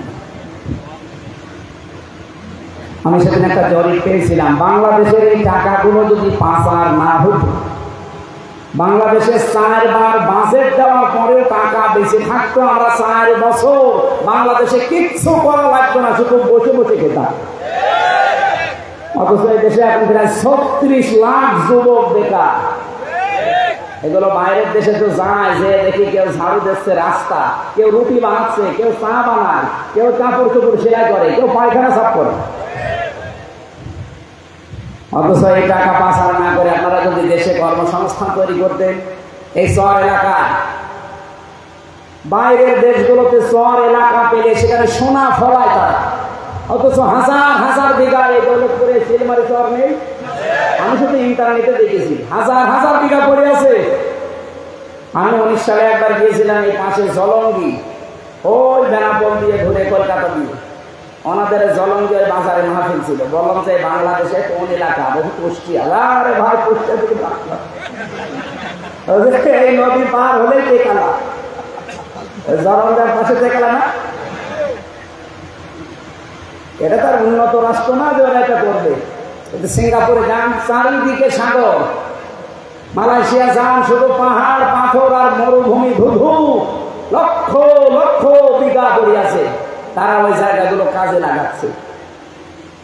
এরপরে থাইল্যান্ডে যান, এই বাহারাইনে গিয়েছিলাম, এই রাষ্ট্রগুলো আজ দাঁড়িয়ে যাচ্ছে, এরকম শহর অঞ্চলগুলো যদি টাকাগুলো পাচার না করে এখানে ইনু সাহেব আর হানিফ সাহেব যেহেতু দুইজনের এলাকা, ওনারা যদি এই টাকাগুলো কাজে লাগাতো আজকে জেলেও থাকা লাগতো না, দেশ থেকে পালানো লাগতো না, অন্তত অন্য কেউ পালালে আপনাদেরকে পালানো লাগতো না।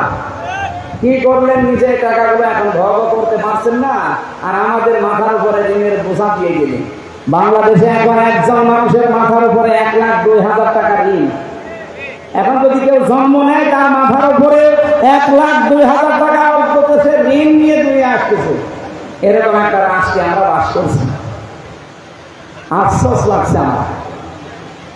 সেদিন মালয়েশিয়ায় এসে যাচ্ছিলাম, যে মৌলভীবাজার যাওয়ার সময় যে পাইলট এই হেলিকপ্টার নিয়ে যাচ্ছিল ওনারা, ওই যে হুক আছে না দরজা, পাইলট আমরা বসে হুজুর সাবধানে বসে, হুকের ওপরে যেন হাত না লাগে, তাহলে খুলে কিছু পড়ে যাবে।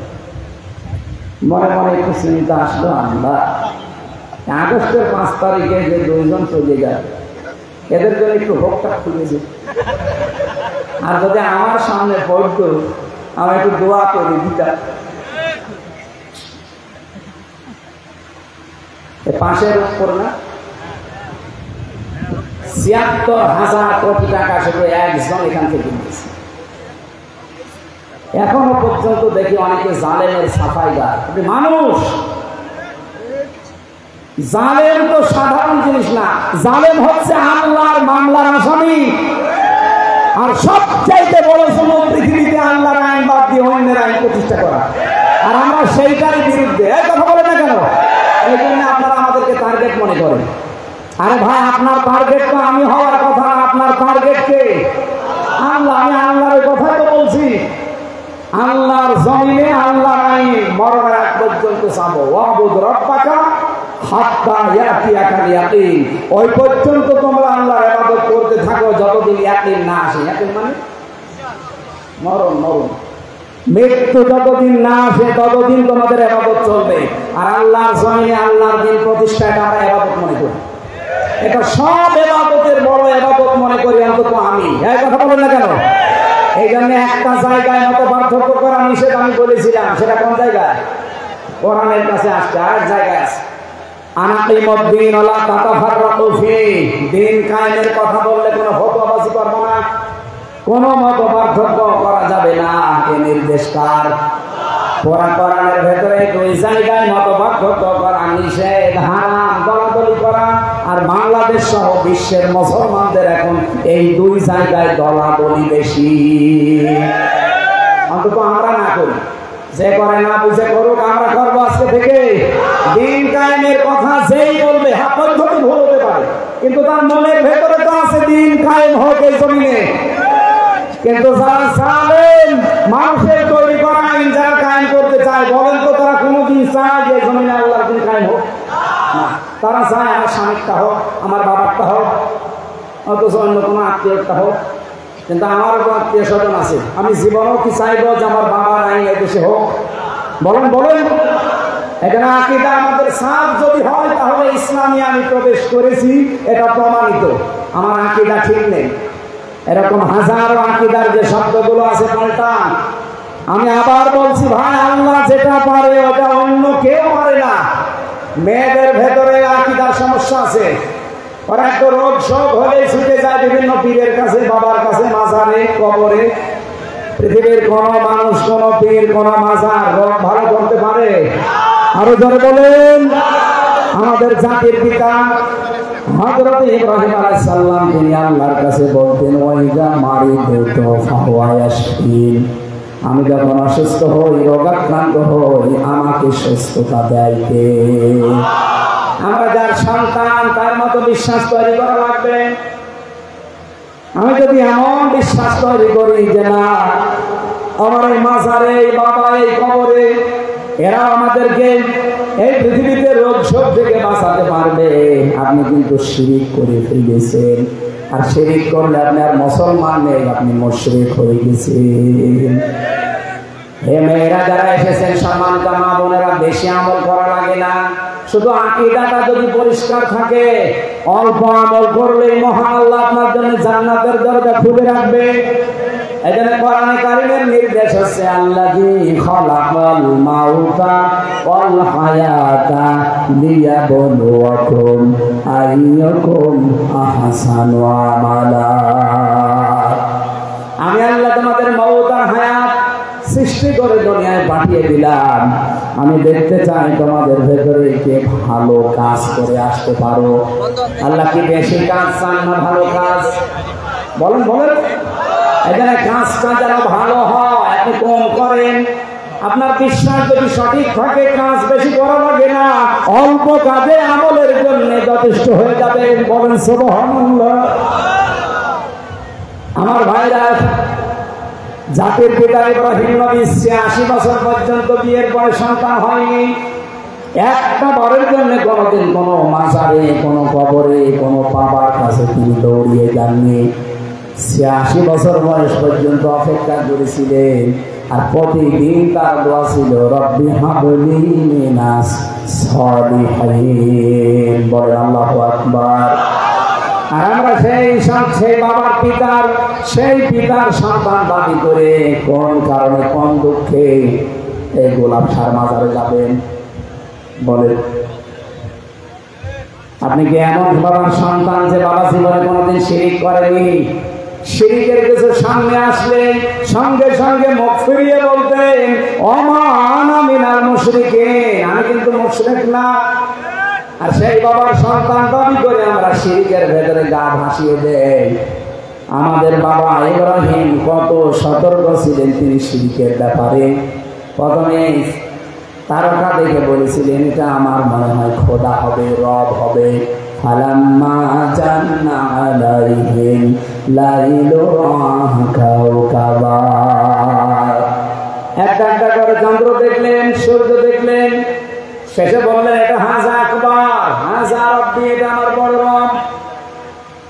যখন দেখলেন এটাও ডুবে গেল মাগরিবের আগ দিয়ে, তিনি এবার জাতির লোককে সতর্ক করে হাত ওঠা করে ডাকলেন ইন্নী ওয়াজ্জাহতু ওয়াজহিয়া লিল্লাযী ফাতারাস সামাওয়াতি ওয়াল আরদা হানিফা।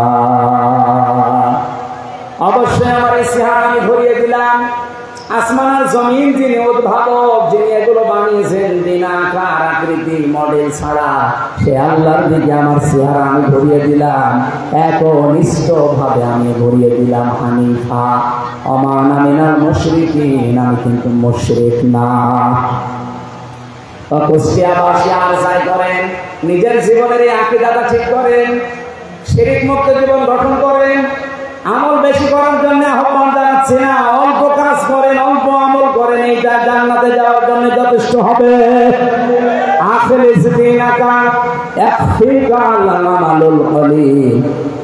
তোমার নিজের আমল, বিশেষ করে আকীদাটা ঠিক করো। অল্প কাজে অল্প আমলে নাজাতের জন্য যথেষ্ট হয়ে যাবে। বলেন সুবহানাল্লাহ।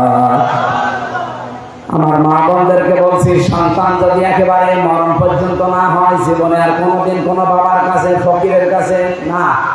হ্যাঁ, যদি আপনার রোগ থাকে চিকিৎসা করান, চিকিৎসার জন্য যদি ঝাড়ফুঁক নেওয়া লাগে ঝাড়ফুঁক নেন, কিন্তু তাবিজ কবজ নেবেন না। তাবিজের ভেতরে শিরকের গন্ধ পাওয়া যায়। আব্দুল্লাহ বিন মাসউদ থেকে বর্ণিত, তিনি বলেন তাবিজ ঝোলালো যে সে যেন আল্লাহর সাথে শিরক করলো। বলেন নাউজুবিল্লাহ। আমার বাস্তব জীবনের একটা কাহিনী শিক্ষার জন্য মাঝে মাঝে আপনাদের শোনায়। বগুড়াতে এক মাহফিলে খাবার খাচ্ছিলাম, একটা লোক এসে বলছে হুজুর এই আপেলটা পরিয়ে, ছেলে মেয়ে হয় না।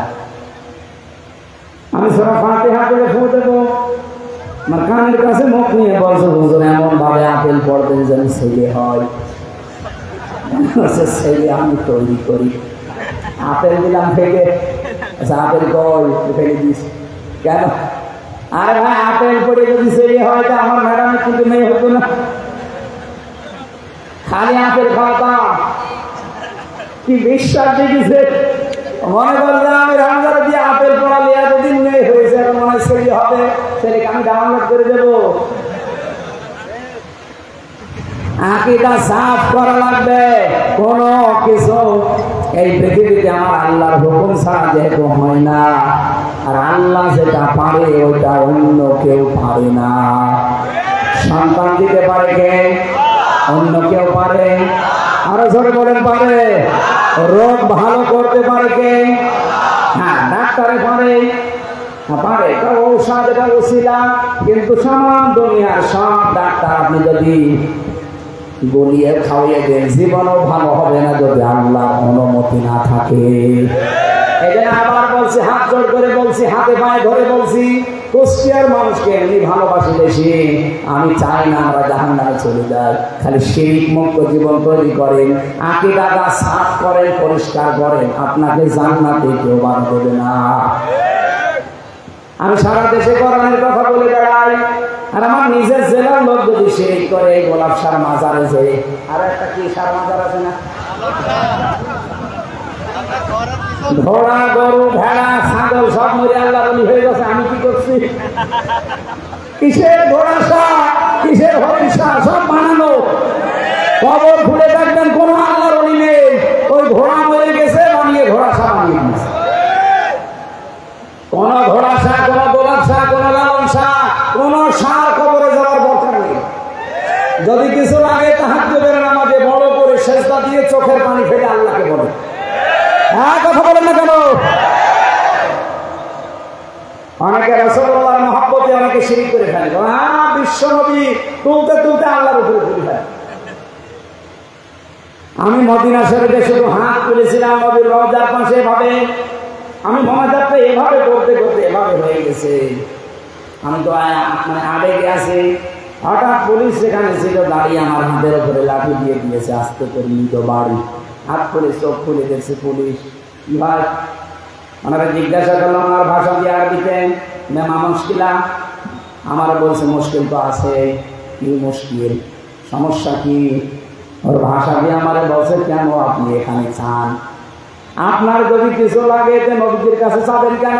আপনি তো যাবেন নবীজির মালিক যিনি। আপনার কিছু লাগলে আপনি যান, কাবা শরীফের দিকে মুখ করেন, আল্লাহর কাছে বলেন। একটা পুলিশ আকীদা কি সাফ দেখেছেন? আর সেদিন নাটোর থেকে আসছিলাম, পুলিশ আমার গাড়ি থামিয়ে বলছে, হুজুর দালান। কি? গাড়ির সামনে যেমন নাম লেখা আছে, দেখে গাড়ি দাঁড় করিয়েছে। কি হয়েছে? আমি কাগজপত্র দেখবো না। জামার বোতাম করে বসে হুজুর ফু দিয়ে দেন। ডিউটি করছিলাম, হঠাৎ দেখলাম তাল গাছের ভেতরে কি জন্য নড়ি উঠি। তাল গাছের ভেতরে কি নড়ে উঠে ভয় পাই। ভয় তো এমনি পাইনি, কারণ আছে। কি কারণ বলবো?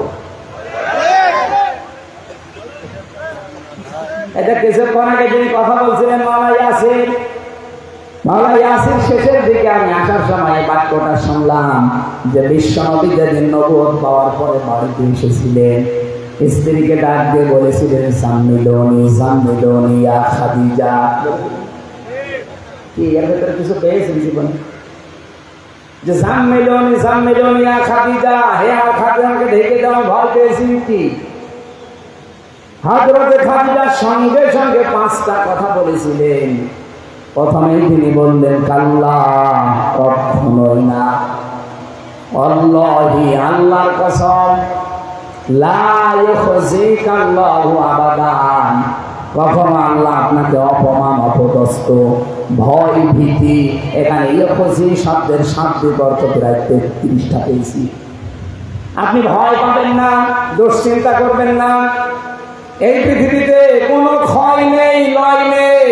কেউ আপনাকে ভীতি ভয় প্রদর্শন করতে পারে না। আপনি দুর্বল হবেন না, হীনমন্য হবেন না, ছোট ভাববেন না। এতগুলো অর্থ আছে এর ভেতরে। কোরআনে কারিমের একটা আয়াত পড়ছে আমি আলেমদের জন্য, আলা তাহিনু ওয়ালা তাহজানু ওয়া আনতুমুল আ'লাউনা ইন কুনতুম মুমিনিন। সূরা আলে ইমরানের 139 নম্বর আয়াত, 4 নম্বর পারা, 6 নম্বর পৃষ্ঠা, 12 নম্বর লাইনে আছে। ইয়াটা আমি এর আগেও পড়েছি। দেখেন একটা নতুন তথ্য আছে। আল্লাহ বলেন, হীনমন্য হবা না, ছোট ভাববা না, দুর্বল হবা না, ভয় পাবা না, চিন্তা করবা না। ওয়া আনতুমুল আ'লাউনা শব্দটা কিন্তু আরবি গ্রামার যারা পড়ায়, যারা বারাঘাট মানতে বোঝে, আমি আলেমদেরকে বলছি, আপনি জিজ্ঞাসা করে দেখেন এই আয়াতটা কিন্তু ঠিক নেই। ওয়া আনতুম আ'লাউনা এই শব্দটা যদি আ'লাউনা দিতেন, আলিফ লাম না দিতেন, তাহলে আরবি গ্রামার যেন ঠিক থাকতো। কারণ মুবতাদা সব সময় মারিফা হয় আর খবর হয় সব সময় নাকিরা। আল্লাহ এখানে নাকিরাকে আলিফ লাম দিয়ে মারিফা করে দিলেন। নাকিরা যদি মারিফা হয়ে যায় ইফিদুল হাসরা, হসরের ফায়দা দেয়। আয়াতটা যদি আল্লাহ এইভাবে সাজাতেন, ওয়ালা তাহিনু ওয়ালা তাহজানু ওয়া আনতুম আ'লাউনা, অর্থ হয়ে যেত। কিন্তু অর্থ হতো বাংলায় এই শেষে যে হর্ষাই আছে, তোমরাই বিজয়ী হবে। এটা তোমরাই শেষে হর্ষাই আর বিজয়ী হবে শেষে হর্ষাই, এই দুইটা দেওয়া লাগবে না। তোমরা বিজয়ী হবে, বলে তো তোমরা বিজয়ী হবে আর তোমরাই বিজয়ী হবে। ইফিদুল হাসরা, হসরের ফায়দা দেয়, সীমাবদ্ধ হয়ে যায়। আল্লাহ রাব্বুল আলামিন বোঝাতে চেয়েছেন, হে নবী উম্মতদেরকে বলেন কোনো চিন্তা নেই, কোনো ভয় নেই, ছোট ভাববেন না, নিজেদেরকে হীনমন্য হবেন না, নিজেদেরকে কমজোরি মনে করবেন না, কখনো কোনো দুশ্চিন্তাগ্রস্ত হবেন না। অবশ্যই আপনারা বিজয়ী হবেন ইন কুনতুম মুমিনিন, যদি মুমিন হতে পারেন। যদি ঈমানে ভেজাল থাকে তাহলে হবে না, যদি বিশ্বাসে ভেজাল থাকে হবে না। এজন্য আকীদাটা সব করে আমি আল্লাহ বলছি তোমরাই বিজয়ী হবে। এখানে এই জন্য আল্লাহ আমার আগে আলিফ লাম দিয়ে আল্লাহ নির্দিষ্ট করে দিয়েছেন, যদিও না করে এটা নির্দিষ্ট হওয়ার কথা ছিল না। নবীজিকে এখানে আল্লাহ নবীর স্ত্রী কথা বলতে গিয়ে শব্দের দিকে খেয়াল করে একটু দেখেন, কাল্লা আল্লাহি লা ইউখজিকাল্লাহু আবাদান। অথচ ওই সময় খাদিজা মুসলমান হয়নি, ওই সময় ঈমান আনেনি, উনি অতক্ষণ কিন্তু মুশরিক ছিলেন। উনি ওই সময় যদিও শিরক প্রচলিত করতেন না, কিন্তু ওই সময় তো ঈমান আনেননি। খাদিজাকে ওই সময় ঈমান এনেছিলেন। যখন নবীজি নবুয়ত পেয়ে আসলেন তখন মানে নিয়েছিলেন, আনেন না। প্রথম মেয়েটাকে সান্ত্বনা দিলেন, স্বামী কোনো ভয় নেই, কোনো চিন্তা নেই, ওই আল্লাহ কখনোই আপনাকে ভয় দেখাতে পারে না, আল্লাহর কসম। অনেকে মুসলমান বলেন বলেন কসম কাটলেন কার নামে? কয়বার? 3 বার। কাল্লা প্রথমে আছে আল্লাহি, কাল্লা লা ইউখজিকাল্লাহু আবাদান 3 বার। এতটুকু বাক্যের ভেতরে হযরতে খাদিজা আল্লাহর নাম বললেন কয়বার? বলেন বলেন কেন? এরপরে তিনি একটা একটা করে 4টা সুসংবাদ দিলেন স্বামীকে। ইন্নাকা লা তাসিলুর রহিমা, আপনি আত্মীয়তার সম্পর্কগুলো ঠিক রাখেন। একথা শুধু শুধু বলেননি, গ্যারান্টি দিয়ে বলেছেন। ইন্নাকা আবার লা, ইন্নাকা এরপর আবার লা, আমি তাকি অবশ্যই অবশ্যই আপনি আত্মীয়তার সম্পর্ক ঠিক রাখেন। সুতরাং পৃথিবীতে যারা রক্তের সম্পর্ক ঠিক রাখে তাদের কেউ ভয় দেখাতে পারে না। আপনি ভয় পান কিসের?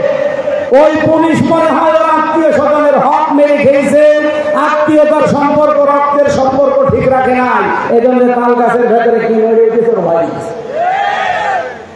আপনি ট্রাকের চাকা বাস্ট হলেও ভয় পাবেন যদি রক্তের সম্পর্কগুলো আপনি ঠিক রাখতে না পারেন। আমি কথা বোঝাতে পেরেছি আশা করছি। এই জন্য আজকে থেকে আমাদের রক্তের সম্পর্ক যার সাথে আছে, আত্মীয় যদি দুর্বল হয়, গরিব হয়, সম্পর্ক ছিন্ন করা যাবে? বলেন বলেন যাবে? বহু মানুষ আজ আমরা ছিন্ন করছি, কাদের কারণে? স্ত্রীর কারণে। বহু স্বামী এখানে বসে আছে, দেখতে ভালো মানুষ মনে হলে কি হবে? নিজের স্ত্রীর কারণে নিজের আপন বোনের সাথে সম্পর্ক ভালো না। এই কথা বলছে না কেন? সম্মানিত মা বোনেরা, শুধু নামাজ পড়ে রোজা রেখে কালো বোরকা পরে জীবন জান্নাতে যেতে পারবেন না। আপনার স্বামীর যদি আপনি চান যে বেশি দিন বেঁচে থাকা আমার স্বামী, তার সম্পদ তার সম্মান আরো বেড়ে যাক, আপনি সব সময় চিন্তা করবেন স্বামীকে দিয়ে যে তুমি যা করো করো, কিন্তু সম্পর্কগুলো ঠিক রাখো রক্তে।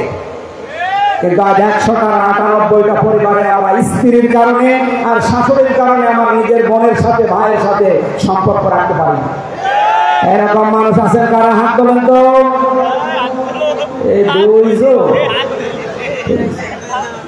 আছে আছে। সম্মানিত মা বোনেরা, না আপনারা কুষ্টিয়ার মেয়ে, বাইরের জেলা থেকে এসেছেন যারা, তারা মনে হয় এগুলো করছে। আমার বলছে হ্যাঁ ঠিক, কুষ্টিয়ার মেয়েরা তো এত ছোট মনের না। সম্মানিত মা বোনেরা, আমি অন্য জেলার কথা বাদ দিলাম, পাশে মনে হয় পাবনা,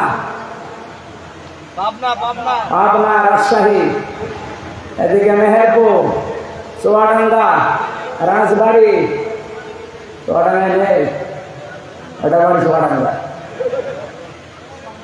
কুষ্টিয়ার মেয়েরা যারা এসেছেন, আপনাদের হাতে পায়ে ধরে বলছি, মা, মেয়ে, বোন, ফুফু যাই বলেন, বাইরের জেলায় যান, নিচের জেলায় থাকেন, স্বামীকে সবসময় উদ্বুদ্ধ করবেন যে তুমি যদি বেশি দিন বেঁচে থাকতে চাও আর সম্পদ আর সম্মান দুনিয়ায় কামাতে চাও, সম্পর্কগুলো ঠিক রাখো রক্তে।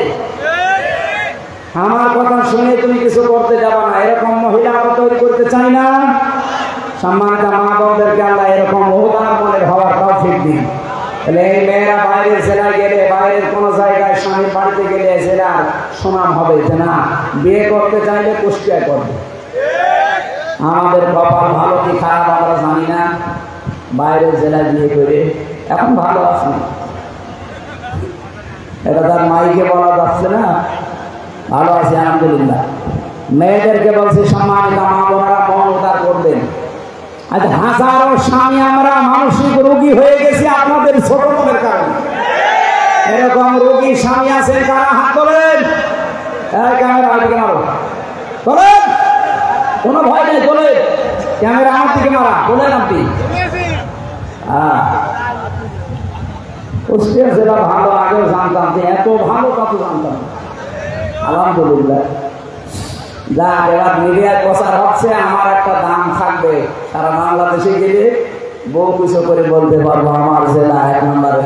এখানে কোনো মানুষ বাবা মা থেকে আলাদা হয় না, শুধু দৌলতপুরে হয়। হ্যাঁ, না হয় পেপারে আছে কি ফেরেশতারা দেয়। আমাদের জাতির পিতার সন্তান হযরত ইব্রাহিমের ছেলে ইসমাইল বাবার খুশির জন্য নিজের স্ত্রীকে তালাক পর্যন্ত দিয়েছিল। অথচ আজ রাজশাহীতে দেখেছেন না, 2 পুত্রবধূর সাথে শ্বশুর ঝগড়া করে টেনে নিয়েছে মাথা দিয়ে।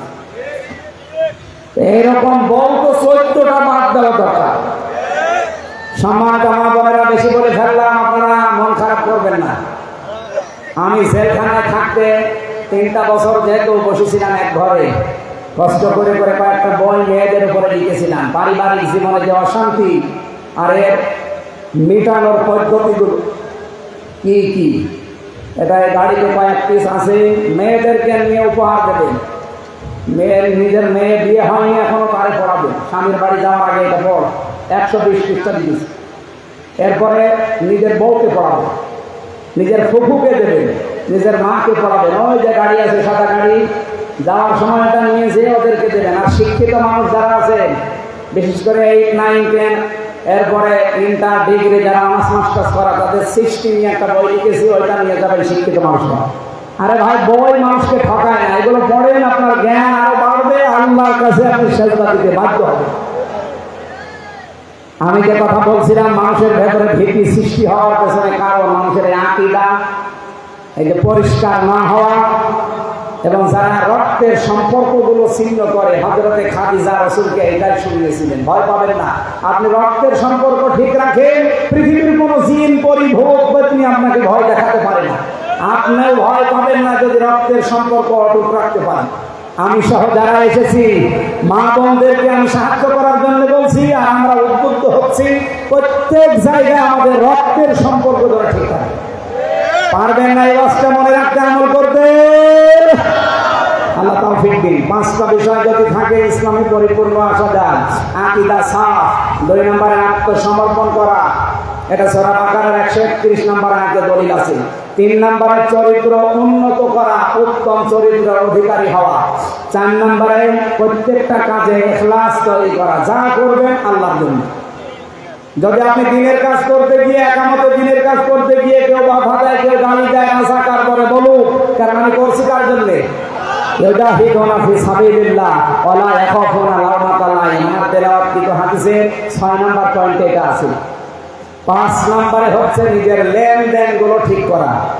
এই তারাগনিয়া, এরপরে হাসানাবাদ বাজারে বহু মানুষ বাকি খায়, বাকি হওয়ার পরে দোকানের সামনে দিয়ে যায় না, অন্য রাস্তা ধরে। আপনি যতই বুজুর্গ দাবি করেন, তাহাজ্জুদ পড়েন, আপনি ইসলামে এখনো পরিপূর্ণ প্রবেশ করতে পারেন না। কারণ পরিপূর্ণ ইসলামে আসতে হলে এই 5টা বিষয় মাস্ট বি ভেতরে আনা লাগবে। আমি সহ প্রত্যেককে আল্লাহ এগুলো আমল করে দুনিয়ার জীবন ত্যাগ করার তৌফিক দেন। আমিন, আল্লাহুম্মা আমিন। লা ইলাহা ইল্লা আনতা সুবহানাক ইন্নী কুনতু মিনাজ জালিমিন। হাত তোলেন, মোনাজাতে হাত তোলেন আর বসে তোলেন। আমি মোনাজাত করছি, হাতটা বসে বসে তোলেন। ربنا ظلمنا أنفسنا وإن لم تغفر لنا وترحمنا لنكونن من الخاسرين। বিশাল আসমানের মালিক, বিস্তীর্ণ জমিনের মালিক, তোমার এত বড় বড় সৃষ্টির তুলনায় আমাদের এই হাত দুইটা বড় ছোট্ট। এই ছোট ছোট দুটি হাত বরান শুনতে এসে আমরা তুলে ধরেছি। জীবনে যদি তোমার কাছে কিছু ভালো না লাগে, আজকের দৃশ্যটা দেখো। হাজার হাজার বান্দা বান্দি মাথা নিচু করে, চোখ বন্ধ করে নিজের অপরাধের কথাগুলো আমরা মনে করছি। বিশ্বনবী জানিয়েছেন, নিজের অপরাধের কথাগুলো মনে করে যারা চোখের পানি ফেলতে পারে, আল্লাহ তাদেরকে তুমি মাফ করে দাও।